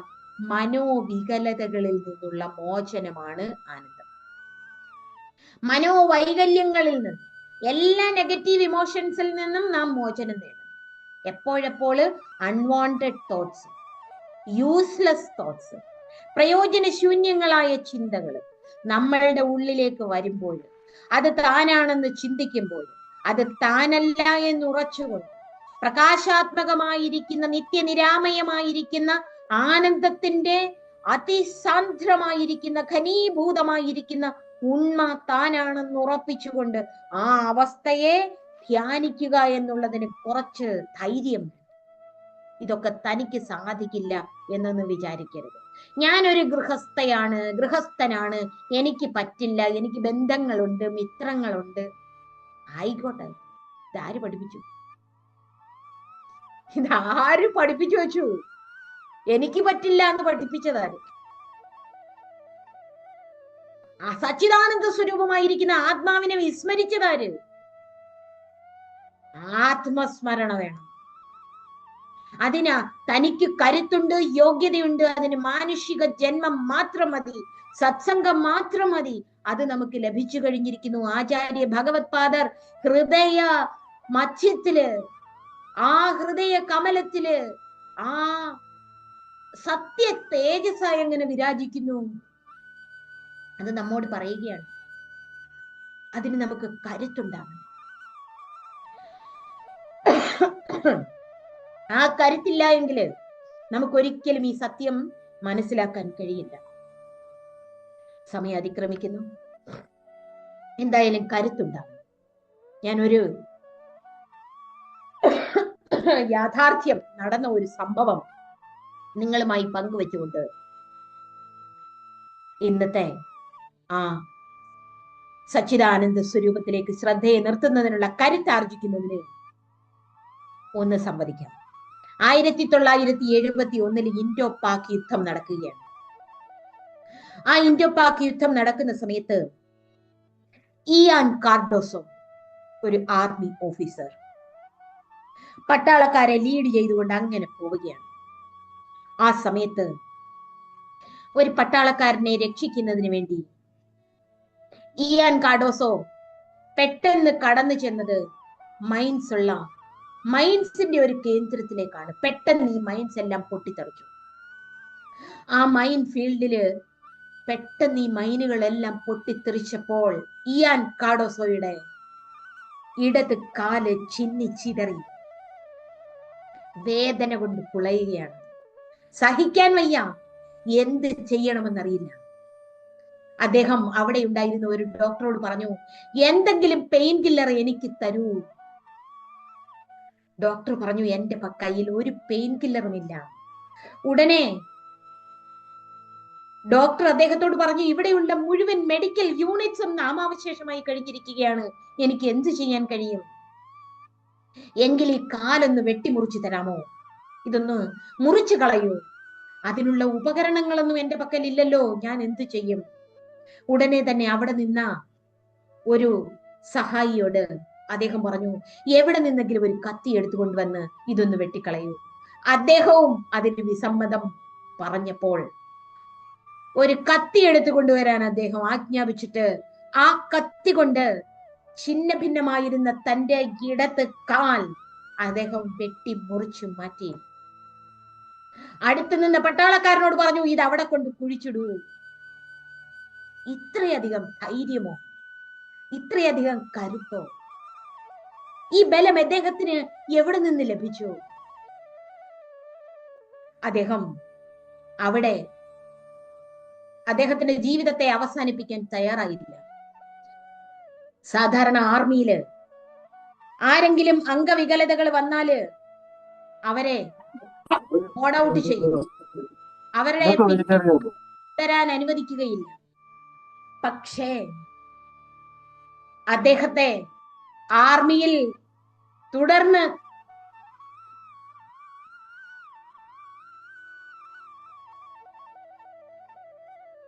സേവനം ചെയ്യാൻ അനുവദിക്കേണ്ട ഒരു സംഗതി അദ്ദേഹം തന്നെ ചെയ്തു.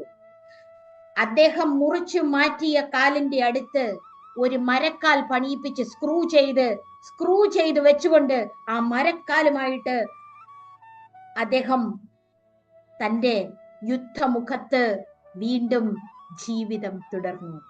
മേജർ ഇയാൻ കാർഡോസോ മനക്കരുത്തോടെ, മനോബലത്തോടെ സകല ആർമി നിയമങ്ങളെയും കാറ്റിൽ പറത്തിക്കൊണ്ട് അദ്ദേഹം ആർമി ഓഫീസർ ജീവിതം തുടർന്നു. അദ്ദേഹം ഒരു നിശ്ചയമെടുത്തു, എന്ത് പ്രതിസന്ധി വന്നാലും തന്റെ ജീവിതത്തിൽ നിന്നും താൻ പിന്മാറില്ല. 7 കിലോമീറ്ററോളം ദിവസവും അദ്ദേഹം ഓടിത്തുടങ്ങി. 7 കിലോമീറ്റർ വളരെ വേഗത്തിൽ ഓടുന്നതിനിടയിൽ അദ്ദേഹത്തിന്റെ കാലിൽ നിന്നും സ്ക്രൂ പലപ്പോഴും ഇളകിപ്പോകുമായിരുന്നു. വകവെച്ചില്ല. പലപ്പോഴും ആർമിയിലെ മെഡിക്കൽ ഫിറ്റ്നസ് ഇയർലി നടക്കുന്ന സമയത്ത് മറ്റു പല ഓഫീസേഴ്സിനെക്കാളും ഇദ്ദേഹം മെഡിക്കൽ ഫിറ്റ്നസില് മുന്നിട്ട് നിന്നു.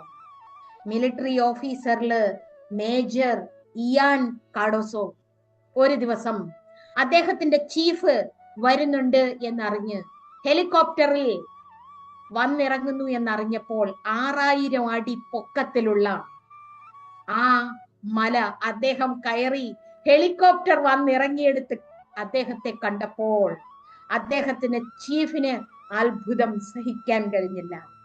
അദ്ദേഹത്തെ തന്റെ സേവന സ്ഥാനമായ ലഡാക്കിലേക്ക് ട്രാൻസ്ഫർ ചെയ്യിപ്പിച്ചു. മാത്രവുമല്ല, അദ്ദേഹം മേജർ റാങ്കിൽ നിന്നും അദ്ദേഹം കേണലായി, ബ്രിഗേഡിയറായി, മേജർ ജനറലുമായി. ഇതൊക്കെ നടന്നു കഴിഞ്ഞിട്ടും അദ്ദേഹത്തിനാണ് ഫസ്റ്റ് ഗാലൻട്രി സേന മെഡൽ നൽകി ഭാരത രാജ്യം ആദരിച്ചത്. അദ്ദേഹം ബെസ്റ്റ് ഓൾറൗണ്ട് കേഡറ്റ് ആയിരുന്നു NDAയില് ഫസ്റ്റ് ബാച്ചില്. അതുപോലെ തന്നെ അദ്ദേഹത്തെ കേന്ദ്രീകരിച്ച് വളരെയധികം പുസ്തകങ്ങൾ അദ്ദേഹം തന്നെ എഴുതിയിട്ടുണ്ട്. മെയിൻ പുസ്തകങ്ങള് കാട്ടൂസ് super, the bravest of the brave, കാട്ടൂസ് സൂപ്പർ, കാട്ടൂസ് സാഹേബ്. ഇദ്ദേഹം ഇത്രയധികം ധൈര്യത്തോടു കൂടി ചെയ്ത തന്റെ ജീവിതത്തെ വിവരിച്ചെഴുതിയ പുസ്തകങ്ങൾ പലർക്കും പ്രചോദനമായി തീർന്നു എന്നുള്ളത് മാത്രമല്ല, അക്ഷയ് കുമാർ എന്ന് പറയുന്ന ഒരു പ്രസിദ്ധനായ സിനിമാ നടൻ, അല്ലെ, ഫിലിം ആക്ടർ അഭിനയിക്കുന്ന ഗോർഖ എന്ന ഒരു പിക്ചറും റിലീസ് ചെയ്യാൻ പോവുകയാണ്. യഥാർത്ഥത്തില് ഇദ്ദേഹം തന്നോട് തന്നെ പറഞ്ഞത്, തന്റെ ജീവിതത്തിൽ എന്ത് പ്രതിസന്ധിയും വന്നുകൊള്ളട്ടെ, എന്ത് കഷ്ടതകൾ വന്നുകൊള്ളട്ടെ, പക്ഷെ തോറ്റ് പിന്മാറാൻ തയ്യാറല്ല. കഠിനമായി പ്രയത്നിച്ച്, കഠിനമായി അധ്വാനിച്ച് താൻ അതിനെ മറികടക്കും. ഈ സന്ദർഭം നിങ്ങളോട് വിവരിച്ചതിന്റെ പിന്നില് ഒരു ഉദ്ദേശശുദ്ധിയുണ്ട്. ആരുടെയും ഉള്ളില് അഭൗമമായ ശക്തിയുണ്ട്. നാം തളർന്നിരിക്കേണ്ടവരല്ല, ദുർബലരാകേണ്ടവരല്ല, നമ്മളുടെ ക്ഷീണിതമായ മനസ്സിനെ ദൂരം വലിച്ചെറിയേണ്ടവരാണ്. ജീവിതത്തിൽ എന്ത് പ്രതിസന്ധിയും വരട്ടെ, എന്ത് കഷ്ടതകളും വരട്ടെ, സച്ചിദാനന്ദ സ്വരൂപമായ ആത്മാവാണ് താനെന്നുറയ്ക്കുന്നതിന്, അങ്ങനെ ധ്യാനിക്കുന്നതിന്, തന്റെ ജീവിതത്തെ ക്രമപ്പെടുത്തുന്നതിന്, ചിട്ടപ്പെടുത്തുന്നതിന്, അധ്വാനിക്കുന്നതിന്, പ്രയത്നിക്കുന്നതിനൊക്കെയുള്ള കരുത്ത് തന്റെ പ്രഭാത, മധ്യാഹ്ന, സായാഹ്ന വേളയിലുള്ള, സന്ധ്യാവേളകളിലുള്ള ആ ധ്യാനാത്മകമായ പരിശീലനത്തിലൂടെ ആർജിച്ചെടുക്കാൻ തനിക്ക് കഴിയണം. അങ്ങനെ കഴിഞ്ഞാൽ താൻ സകല ദുർബലതകളെയും, താൻ ശരീരമാണെന്നുള്ള ദുർബലത, താൻ ദുഃഖിയാണ്, ഉത്കണ്ഠാകുലനാണ് എന്നുള്ള ദുർബലത, തന്നെ കൊണ്ട് കഴിയില്ല എന്ന അവശത, താൻ ശാരീരിക രോഗങ്ങളാൽ പീഡിതനാണ് എന്നുള്ള ചിന്ത ഒക്കെ മാറ്റിയെടുക്കാൻ കഴിയും. കാരണം ശരീരത്തിന്റെ കെമിസ്ട്രി, നമ്മളുടെ ഇമോഷൻ എന്ന് പറയുന്നത് ഒരു പൂർവകാല സ്മരണകളുടെ ഒരു റെക്കോർഡിംഗ് ആണ്. നമ്മളുടെ വികാരങ്ങൾ, ആ റെക്കോർഡിംഗ് പലതരത്തിലുള്ള വികാര വിചാരങ്ങളും രാസപ്രവർത്തനങ്ങളിലും നമ്മളുടെ ശരീരത്തിൽ ഉണ്ടാക്കുന്ന ആ പരിണിത ഫലത്തെ എങ്ങനെ മാറ്റിയെടുക്കാമെന്ന് ചിന്തിച്ചുകൊണ്ട് നമ്മളുടെ ജീവിതത്തെ പരിവർത്തിതമാക്കാൻ ദൃഢവ്രതരായി തീരേണ്ടതായി. ദേഹം ഞാനല്ല, മനസ്സ് ഞാനല്ല, ഞാൻ ചിന്തയ്ക്കടിമയല്ല. ഏത് ചിന്ത? ഊർജ്ജസ്വലമായ ചിന്ത, ശക്തി സമൃദ്ധമായ ചിന്ത, ക്ഷമയുടെ മൂർത്തരൂപമായ അന്തരംഗം, സ്നേഹത്തിന്റെ വിശുദ്ധിയിൽ നിറഞ്ഞു തുളുമ്പുന്ന ആ നിസ്വാർത്ഥതയുടെ പരിമളം നമ്മളുടെ ഹൃദയമായി തീരുന്നതിന് അദ്വയ സത്യ സ്വരൂപനായ ശ്രീശങ്കര ഭഗവത് പാദർ നമ്മളുടെ ഹൃദയത്തിൽ നിറഞ്ഞു വിളങ്ങുന്നു. ഇത് നമുക്ക് തിരിച്ചറിയാൻ കഴിയണം. ശങ്കര ഭഗവത് പാദർ ഇന്ന് ജീവിക്കുന്നുണ്ടോ എന്ന് സംശയിക്കരുത്. സംശയാത്മാ വിനശ്യതി, ശ്രദ്ധാവാൻ ലഭതേ ജ്ഞാനം. ശ്രദ്ധ, ഭക്തി ഹൃദയത്തിൽ ശങ്കര ഭഗവത് പാദർ ഇപ്പോഴുണ്ട്. ആ അനുപമമായ കാരുണ്യത്തിന് പാത്രീഭൂതരായി ഇത് ശ്രവണം ചെയ്തുകൊണ്ടിരിക്കുന്ന നമുക്കേവർക്കും ആ മഹാപുരുഷന്റെ സത്യസ്വരൂപന്റെ കാരുണ്യം ലഭിക്കുന്നു എന്ന് ബോധ്യപ്പെട്ട് ജീവിതത്തെ ധന്യധന്യമാക്കി തീർക്കാൻ കഴിയട്ടെ എന്ന് ആത്മാർത്ഥമായി പ്രാർത്ഥിച്ചുകൊണ്ട് അറിയുന്നില്ലെന്നറിയുന്ന അറിവാം പൊരുളിനെ ആരറിയും? അറിയുന്നില്ലെന്നറിയുന്ന അറിവാം പൊരുളിനെ ആരറിയും? അറിവറ്റുള്ളൊരഭാവത്തിന്നില അറിവാം പൊരുളിൻ നിറവാകും. അറിവറ്റുള്ളൊരഭാവത്തിന്നില അറിവാം പൊരുളിൻ നിറവാകും. അറിയുന്നു, അറിയുന്നില്ല എന്നീ രണ്ട് അനുഭവങ്ങളും ഏത് ബോധത്തിലാണോ അറിയുന്നത്, അങ്ങനെയുള്ള ആ അറിവെല്ലാം ഒഴിഞ്ഞ അറിവാകുന്ന പൊരുളിന്റെ നിറവ് താനാണെന്ന് അറിയുന്നതിന് ബ്രഹ്മശ്രീ ശാന്താനന്ദ ഗിരി സ്വാമി തൃപാദങ്ങളാൽ വിരചിതമായ പൂർണ്ണാനുഭൂതിയിലെ ഒരു ശ്ലോകമാണ് ഞാനിപ്പോ ചൊല്ലിയത്. ആ ഉണ്മ, ആ അചിന്ത്യമായ അശബ്ദമായ നാമരൂപരഹിതമായ പൂർണ്ണതയാണ് താൻ എന്ന് അനുഭവിക്കുന്നതിന് ധ്യാനാത്മകമായി ജീവിതത്തെ മുന്നോട്ട് കൊണ്ടുപോകുന്നതിന് ഏവർക്കും കഴിയട്ടെ എന്ന് ആത്മാർത്ഥമായി പ്രാർത്ഥിക്കുന്നു. ഇത്രയും നേരം സംവദിച്ചു കൊണ്ടിരുന്ന ഈ വാക്കുകൾ അദ്വയ സത്യ സ്വരൂപനായ പരം ബ്രഹ്മമായ ശ്രീശങ്കര ഭഗവത് പാദരുടെ പാദാരവിന്ദങ്ങളിൽ, അഭിന്ന സ്വരൂപമായ എന്റെ ഗുരുനാഥന്റെ പാദാരവിന്ദങ്ങളിൽ പൂജാ മലരുകളായി അർപ്പിച്ചുകൊണ്ട് ഓം വാ യജ്ഞേന കൽപദാ സർവേ ഭവന്തു സുഖിനഃ സർവേ സന്തു നിരാമയാഃ സർവേ ഭദ്രാണി പശ്യന്തു മാ കശ്ചിത് ദുഃഖഭാഗ് ഭവേത്. ഓം ശാന്തി ശാന്തി ശാന്തി.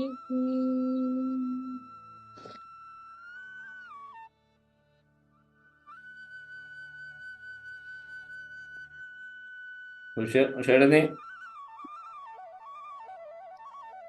ആർക്കെങ്കിലും എന്ത് സംശയങ്ങൾ ഉണ്ടെങ്കിൽ ചോദിക്കാനുള്ള അവസരം കൂടെ കൊടുക്കായിരുന്നു അല്ലെ മാധവി? തീർച്ചയായിട്ടും തീർച്ചയായിട്ടും.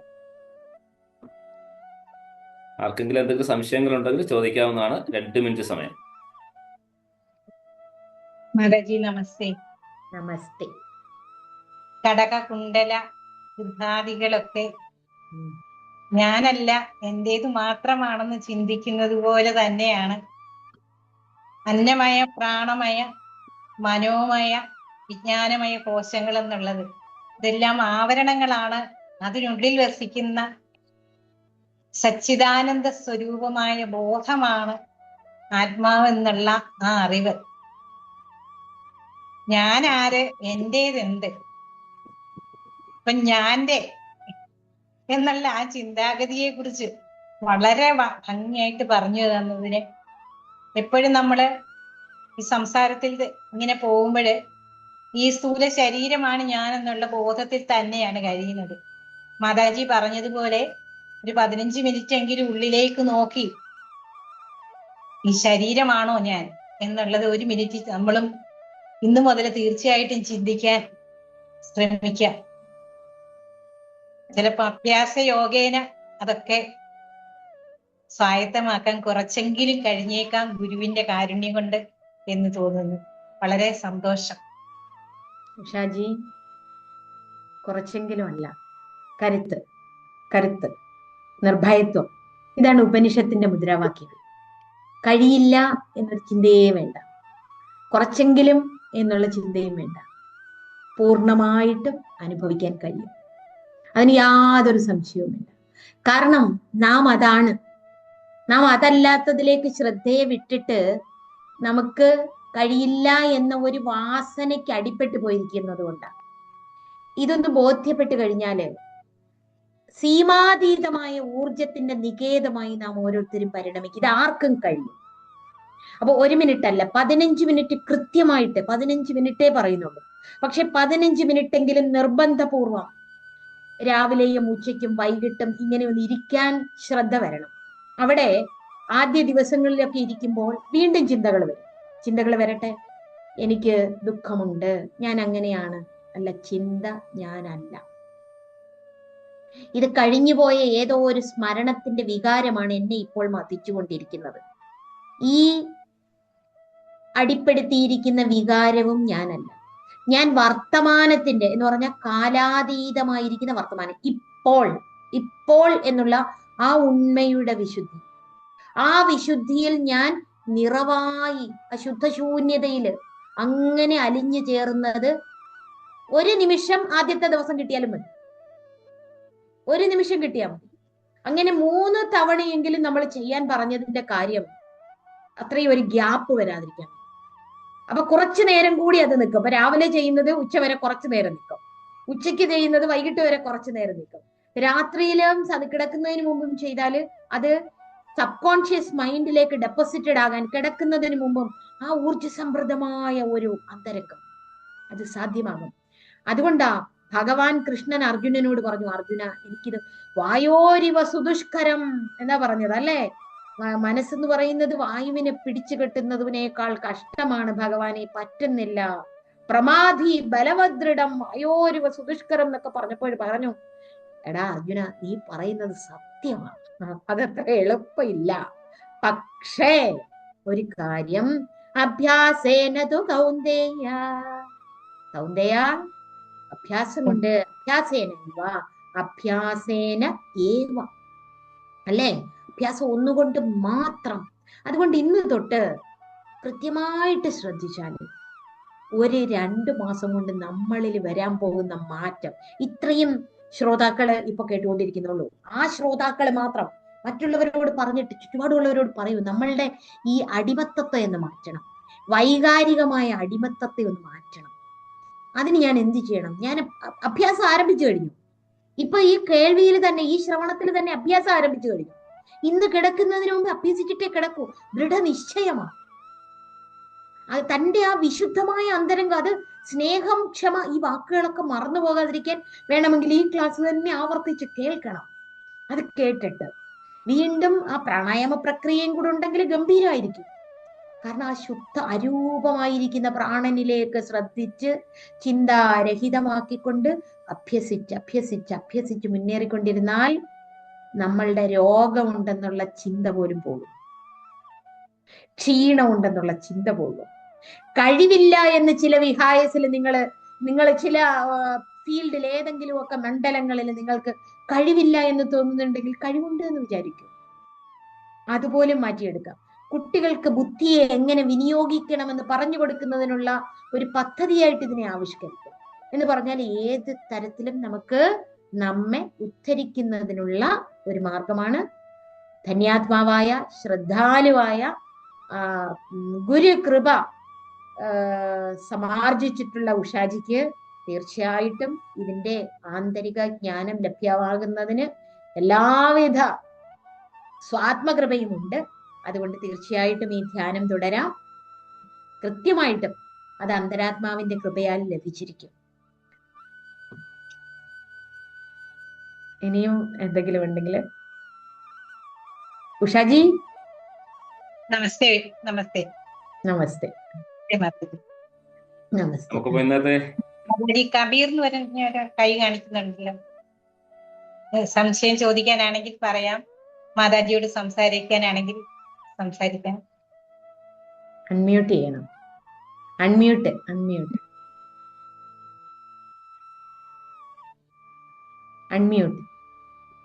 മ്യൂട്ട് മാറ്റിയാട്ടെ.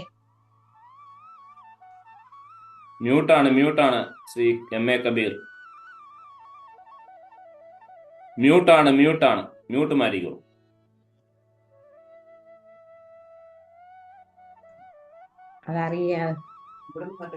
അറിയത്തില്ലെന്ന് പറയുന്നത് കേൾക്കുന്നില്ലല്ലോ. മ്യൂട്ടാണ്.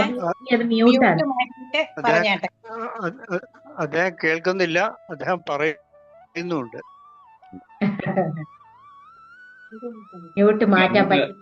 നമുക്ക് ഇന്നത്തെ സാരമില്ല, സാരമില്ല. തീർച്ചയായിട്ടും സെഷൻ നമ്മൾ ഇവിടെ അവസാനിപ്പിക്കും. അതിനു മുമ്പായി ഞാൻ ആദിശങ്കര ഇന്റർനാഷണൽ ഫൗണ്ടേഷന്റെ മാനേജർ ആയിട്ടുള്ള സുരേഷ് ഏട്ടനെ വേദിയിലേക്ക് സാധനം ക്ഷണിച്ചു കൊടുക്കുന്നു 2 വാക്ക് സംസാരിക്കുന്നതിനായി. മാതാജിക്ക് നമസ്കാരം. ഇന്ന് ഈ 17ാമത്തെ പ്രഭാഷണ പരമ്പരയിലേക്ക്, പഠന ക്ലാസ്സിലേക്ക് എല്ലാവരെയും പങ്കെടുപ്പിക്കുവാൻ, നമ്മളെ ആകർഷിക്കുവാൻ തീർച്ചയായിട്ടും ശ്രീശങ്കര തത്വങ്ങൾ ഒരു കാരണമായി തന്നെ നമ്മുടെ മനസ്സിലേക്ക് പതിഞ്ഞിരിക്കുകയാണ്. തീർച്ചയായിട്ടും മാതാജിയുടെ വാക്കുകൾ ആ ഉദാഹരണ സഹിതം തന്നെ വിവരിച്ചു. നമുക്ക് തോന്നണം, ആ തോന്നിക്കഴിഞ്ഞാൽ തീർച്ചയായിട്ടും അത് നമുക്ക് മുന്നോട്ട് കൊണ്ടുപോകാനും സാധിക്കും എന്നൊക്കെ തന്നെയാണ് നമുക്ക് ഓരോരുത്തരുടെയും വിശ്വാസം. ആ വിശ്വാസം നമ്മൾ ബലമായി ഈ മുന്നോട്ട് കൊണ്ടുപോയാൽ തീർച്ചയായും ഏത് കാര്യത്തിനും ഒരു പോസിറ്റീവായിട്ടുള്ള അനുഭവം അല്ലെങ്കിൽ ഒരു എന്താ പറയുക, ഒരു നീക്കം ഉണ്ടാവും എന്നത് ഉറപ്പാണ്. തീർച്ചയായിട്ടും നമ്മളെ ഈ ക്ലാസ്സിൽ ശ്രദ്ധാലുക്കളാക്കി മുന്നോട്ട് നയിക്കുന്ന മാതാജിയുടെ വാക്കുകൾക്ക് ഏറെ സന്തോഷമുണ്ട്. ഈ ആധ്യാത്മിക പാഠങ്ങൾ നമുക്ക് ഉൾക്കരുത്താകട്ടെ എന്ന് ആശംസിച്ചുകൊണ്ടും പ്രാർത്ഥിച്ചുകൊണ്ടും മാതാജിക്ക് ആദിശങ്കര ഇന്റർനാഷണൽ ഫൗണ്ടേഷന്റെ ഹൃദയംഗമായ നന്ദി അറിയിക്കുന്നു. ജയശങ്കർ. ജയശങ്കര. എല്ലാവർക്കും ജഗദീശ്വരന്റെ കാരുണ്യകടാക്ഷം ഉണ്ടാവട്ടെ എന്ന ആത്മാർത്ഥമായ പ്രാർത്ഥനയോടെ നമുക്ക് ഇന്നത്തേക്ക് പിരിയാം. ലോക സമസ്ത സുഖനോ ഭവന്തു. എല്ലാവർക്കും നന്മയുണ്ടാവട്ടെ. ജയശങ്കര. ജയശങ്കര. ജയശങ്കര. നമസ്തേ നമസ്തേ. നമസ്തേ നമസ്തേ നമസ്തേ.